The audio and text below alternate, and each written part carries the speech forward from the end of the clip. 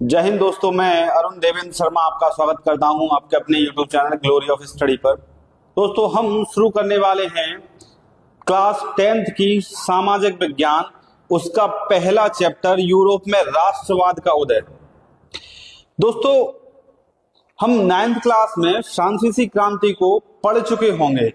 इस चैप्टर की जो नींव है वो उस फ्रांसीसी क्रांति से जुड़ी हुई है, कहें क्लास 9 से जुड़ी हुई है। ठीक है, कोई भी सब्जेक्ट या कोई भी क्लास एक पीछे वाली क्लास आगे वाली क्लास से जुड़ी होती है। कोई भी सब्जेक्ट हमें बेवजह नहीं पढ़ाया जाता है, उसका कोई ना कोई मोटिव है, कोई ना कोई उद्देश्य होता है। ठीक है, सामाजिक विज्ञान से हमें हमारे अतीत के बारे में जानने को मिलता है, हमारे कल्चर के बारे में जानने को मिलता है, हमारे पास्ट में जो कुछ भी हुआ है, कैसी कैसी घटनाएं घटी हैं, उन सब के बारे में जानने को मिलता है। भविष्य में या वर्तमान में हमारे साथ में जो हो रहा है उस कंडीशन में हमें इतिहास से सीखने को मिलता है कि उस टाइम पर हमें कैसे डिसीजंस लेने चाहिए, या इतिहास हमें हमारी गलतियों को सुधारने में सहायता करता है कि जो पहले गलतियां हो गई हैं वो भविष्य में कभी जब निर्णय लिए जाएं वो गलती दोबारा ना दोहराई जाए। उनके दुष्परिणामों से अवगत कराता है कि अगर ऐसे डिसीजंस लिए जाएंगे तो उसका जो बुरा रिजल्ट है वो कैसा निकल के आएगा। देखिए, हम पढ़ने वाले हैं यूरोप में राष्ट्रवाद का उदय। अब पहला ही प्रश्न ये बनता है कि राष्ट्रवाद क्या है? राष्ट्रवाद है क्या भाई? देखिए, राष्ट्रवाद दो शब्दों से मिलकर बना है, राष्ट्र प्लस वाद। राष्ट्र का मतलब किसी देश से है, वाद का मतलब विचार। सपोज दैट कि हम किसी से प्रेम करते हैं, हम अपने माता पिता से प्रेम करते हैं, हम अपने दोस्तों से प्रेम करते हैं। प्रेमी प्रेम का वाला प्रेम होता है, या उसके अतिरिक्त जितने भी टाइप हैं हम उन सबको नाम देते हैं। सेम इसी कंडीशन में जब हम अपने देश से प्रेम करते हैं या हम अपने राष्ट्र से प्रेम करते हैं, हम उसको नाम देते हैं राष्ट्रवाद। इतना समझ में आया? जब भी मान लो इंडिया मैच हारता है तो हमें बुरा लगता है, भाई तो प्रेम ही तो है, हमें अपने देश से लगाव ही तो है, तो हमें बुरा लग रहा है। इंडिया मैच जीते तो हमें खुशी होती है। हमारे जो सोल्जर्स हैं या हमारे जो जवान हैं आर्मी के, वो जब भी कभी बॉर्डर पर शहीद होते हैं तो हमें दुख होता है, हमें बुरा लगता है। लेकिन वहीं कभी वो जो स्ट्राइक करके आते हैं और सकुशल लौट के आए तो हम सेलिब्रेट करते हैं, खुशियां मनाते हैं, हमें अच्छा लगता है। ठीक है, तो ये सब ही तो क्या है? राष्ट्रवाद है। यही राष्ट्र प्रेम है, यही राष्ट्र भावना है। जहां कहीं भी वाद लिखा मिल जाए तो वो एक भावना में बदल जाता है, वो एक विचार में बदल जाता है। राष्ट्र कोई देश का नाम नहीं है, देश सब हैं। वहां पर रह रहे लोग उस देश से प्रेम करते हैं, वो उस देश के नागरिकों के लिए वो देश राष्ट्र हो जाता है। जब हम अपनी ही धरती से, अपने ही देश से प्रेम करें तो वो देश देश नहीं रहता हमारे लिए, वो राष्ट्र बन जाता है। ये सब हमें संस्कृति सिखाती है, संस्कारों से आता है। हमारे यहाँ पर परंपरा है, जब हम उठते हैं तो सुबह हम सबसे पहले जब जमीन पे कदम रखेंगे, धरती पर पहला पैर रखेंगे, उससे पहले हम धरती माता को प्रणाम करते हैं, पैर छूते हैं। तो ये सब राष्ट्रवाद को ही तो इंडिकेट करता है। हम अपनी धार्मिक चीजों को, हम अपने मंदिरों को, उनकी रक्षा के लिए चीजों लड़ते हैं, या हमारे पूर्वजों ने उनके लिए लड़ाइयां की, तो वो सब राष्ट्रवाद ही तो था। बशर्ते कि वहां थोड़ी थोड़ी बहुत खामियां रही, इतिहास बहुत तोड़ा मरोड़ा गया है, बदला गया है। अभी हम चलते हैं क्लास 10th के पहले चैप्टर पर, यूरोप का राष्ट्रवाद।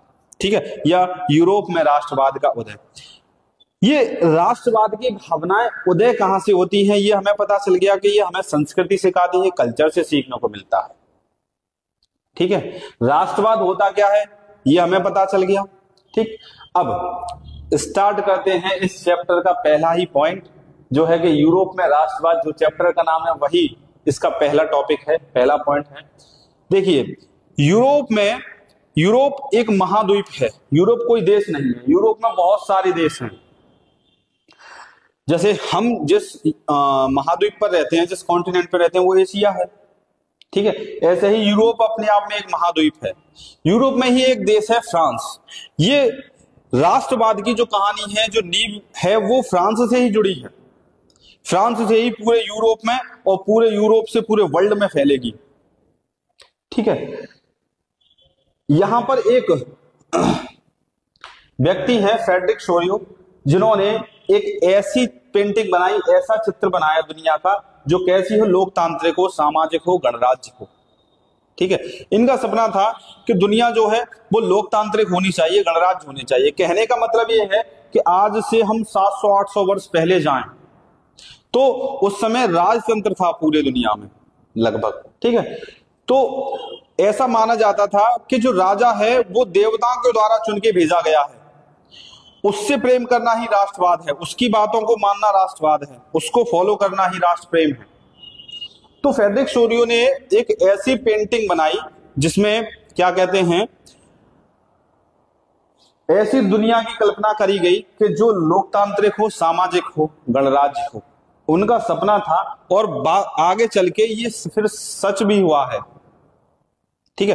क्लास 10th में एक पिक्चर है, आपके पहले पेज पर देखने को मिलेगी, जिसमें एक स्वतंत्रता की देवी बनाई गई है और ऊपर जो जीसस हैं और फरिश्ते हैं जो लोगों को आशीर्वाद दे रहे हैं, और एक भीड़ लाइन जो दिख रही होगी, जो उस देवी से आगे निकल गए, उन सबको आजादी मिल गई है। जो उस देवी से पीछे हैं, जो भी देश हैं, उनके झंडे भी हैं, वो अभी आजादी की लड़ाइयां लड़ रहे हैं। ऐसी एक पिक्चर आपको देखने को मिलेगी आपके 10th क्लास के पहले चैप्टर, ठीक है।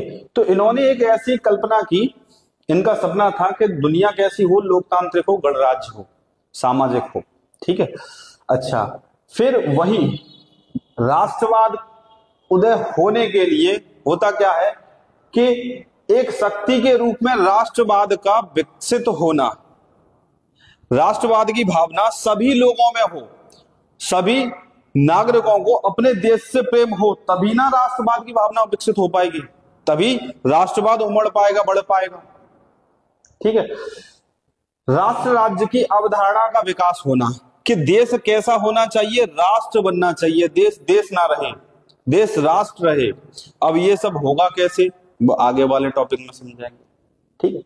देखिए अगला ही टॉपिक क्या है कि फ्रांस में फ्रांसीसी क्रांति हो जाती है। फ्रांस में क्या होता है, फ्रांसीसी क्रांति होती है। कभी होती है, ये 1789 में होती है, जब यहां पर लुई 16वां शासन कर रहा है। लुई 16वें को लुई 15 से लुई 14 से सीखने को ही नहीं मिला कि शासन चलता कैसे है, प्रशासन किया कैसे जाएगा। तो ये ऐसे ही कुछ भी काम कर दिया करता था जो प्रजा के हित में थे ही नहीं। तो लोग धीमे धीमे करके भड़कने लगे, ठीक है। क्लास 9th में आपने देखा होगा कि फ्रांस का जो समाज है वो 3 वर्गों में बटा है, 3 स्टेटों में है। कुलीन वर्ग है, पादरी वर्ग है और एक तृतीय वर्ग है। प्रथम स्टेट, द्वितीय स्टेट और तृतीय स्टेट, जिसमें कुलीन वर्ग और पादरी वर्ग प्रथम और द्वितीय में है। तृतीय स्टेट में मजदूर है, किसान है, छोटे किसान है, भूमिहीन किसान है। उन्हीं में से फिर तृतीय स्टेट में से ही मध्यम वर्ग निकलता है, जो आकर के ही फ्रांस की कहानी को बदल देता है और वही राष्ट्रवाद की भावना को उदय करने का कार्य करता है। वही लोग क्रांतिकारी बनते हैं, वही फ्रांस में परिवर्तन लाने का प्रयास करते हैं। अब टॉपिक क्या है, फ्रांस की क्रांति। अब यहां दूसरा प्रश्न ये बनता है कि भैया क्रांति क्या है, क्रांति किसे कहते हैं। क्रांति का मतलब होता है दोस्तों परिवर्तन, बदलाव। चाहे अब जब क्रांति होगी तो हो सकता है कि थोड़ा बहुत युद्ध लड़ना पड़े, लड़ाई झगड़े हो, मारकाट हो, तोड़फोड़ हो, लेकिन क्रांति का सही मीनिंग बदलाव ही होता है, ठीक है। जो फ्रांस में हुई 1789 में, जहां पर सत्ता का स्थानांतरण हुआ, सत्ता राजतंत्र से प्रजातंत्र में बदल गई और वही लोगों को मिली संप्रभुता। अब संप्रभुता क्या है, संप्रभुता का मतलब होता है स्वयं का प्रभु। संप्रभुता का मतलब होता है स्वयं का प्रभु, यानी कि ऐसी कंट्री जहां पर लोग बाध्य न हो या वो देश बाध्य न हो अपने इंटरनल और एक्सटर्नल डिसीजंस लेने के लिए, अपने आंतरिक और बाहरी निर्णयों को लेने के लिए वो बाध्य नहीं है, वो कंट्री कैसी होगी? संप्रभु होगी। वहां के लोगों के पास या उस देश के पास क्या होगी? संप्रभुता होगी, सोवेरेनिटी होगी। ठीक है, संप्रभुता समझ में आई।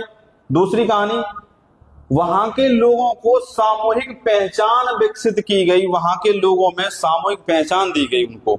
ठीक है, कि भैया तुम फ्रांस के रहने वाले हो, फ्रांसीसी हो, जैसे हम भारत के रहने वाले हैं तो भारतीय हैं, ऐसे ही फ्रांस में रहने वाले लोगों को एक सामूहिक पहचान दी गई। ठीक, और वहां पर ही जैकोबिन क्लब की स्थापना हुई।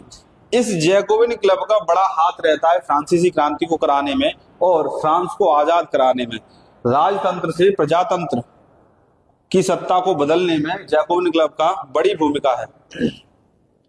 वहीं पर फ्रांस में निरंकुशवाद से लोगों को मुक्ति मिली, यानी कहने का मतलब है कि जो राजा रजवाड़े थे उनको उखाड़ के फेंक दिया और फ्रांस में निरंकुशवाद खत्म हुआ और फ्रांस को संप्रभुता मिल गई, सामूहिक पहचान मिल गई।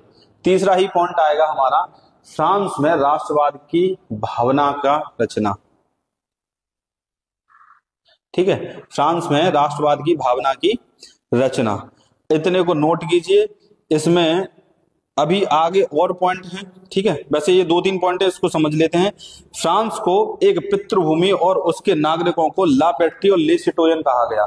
ठीक है, यानी कि फ्रांस को जैसे हमारे यहाँ पर हमारी धरती को मातृभाषा मातृभूमि कहते हैं, ठीक है, या भारत माता कहते हैं। ठीक, वहां पर उस देश को पितृभूमि कहा गया और वहां के नागरिकों को ले सिटोयन कहा गया। पितृभूमि को उन्होंने क्या कह दिया? ला पैट्री कह दिया, और नागरिकों को कह दिया ले सिटोयन, सॉरी हाँ, नागरिकों को ले सिटोयन और पितृभूमि को ला पैट्री कह दिया। ठीक है, और वहां पर ही बनाया गया एक फ्रांसीसी झंडा और राष्ट्रगीत।